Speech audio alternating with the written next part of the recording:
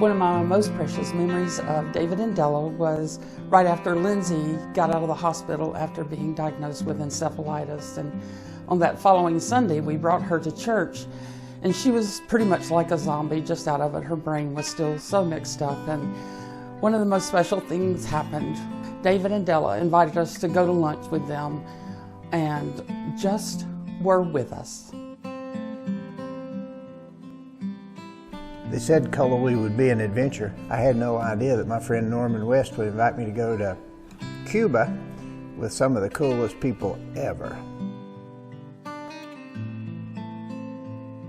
Before we could build the new building, first we had to cut a hole in the wall and let David out of the attic because he got kind of stuck in there. That would be David Claxton. David challenged me to open my heart to things outside of my comfort zone. I never could convince my friend Earl Black that he could trim the tops of the posts.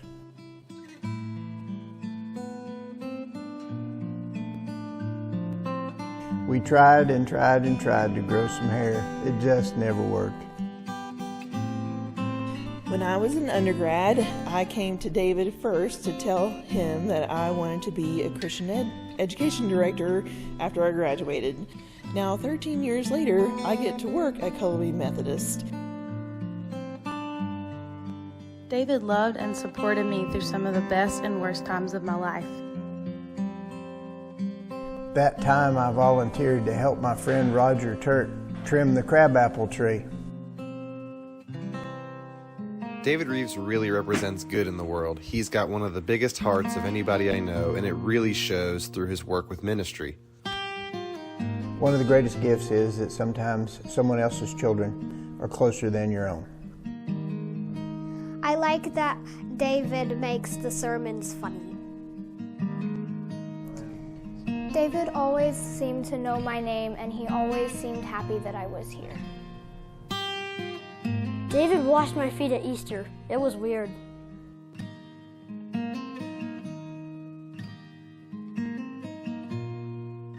David's sermons really make me think. Really, man, it's only water. David watched me grow up.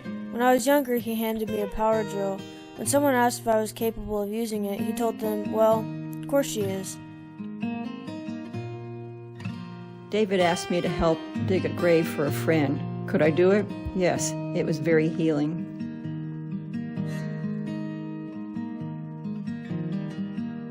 One day they called us to build a ramp in Silva, and of course we went. We took the youth group. It was about 300 degrees that day. One of them actually passed out halfway through the job, but he stood back up and seemed to be okay. I wanted to quit and let him rest. They said, we're not quitting, we're going to finish this ramp, and they did. And as we were working on the addition to the church, David was on the ladder with the big nail gun, and he fired, missed the wood, and we heard a ping. We then discovered that David had shot a hole in the door of his truck. We went to lunch, and when we came back, Roger Turk had placed a Band-Aid over the hole in the door.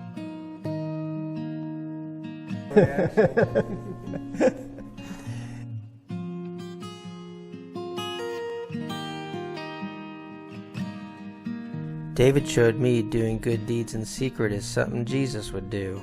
One time he hauled a bunch of old carpet off our front porch and never took credit for it. Sometimes you get by with a little help from your friends. David lets me pray in church, even though he knows I'm the only person who can turn "in Jesus' name" into one syllable. He helps us practice our gifts until we're the best we can be. That time when they called us and asked if we would build a ramp, and we said sure. Then we found out it was 125 feet long. David and Della were the absolute best neighbors I ever had. They always made sure I had fresh vegetables to eat. Anybody who's paid attention will know who does the real work around here, and it wasn't me. David is not only the most unique minister I've ever known, but also one of the most unique individuals I have ever been associated with. His attention to his flock's needs and his sense of community is unparalleled. For the record, do not use this tool to roof a house. Over and over, David has shown up in my life at just the right time. He changed our lives and changed our community, and for that I'm eternally grateful. One of the cool things about staying in a place for a while is that you get to see the fruits of a community's labor. This young man is now a sophomore at NC State University. In the middle of building an addition on the church, David found out there was somebody that needed some comfort. David showed me it was more important to take care of that person's needs than it was to work on the project. This is a combination of two of my absolute favorite things, my wonderful friends in the preschool and my best friend Della. You told me recently that you're going to miss this place.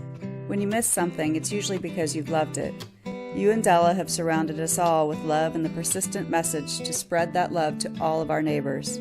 No matter where you are, you will always be our neighbors, and we will be sending you both love.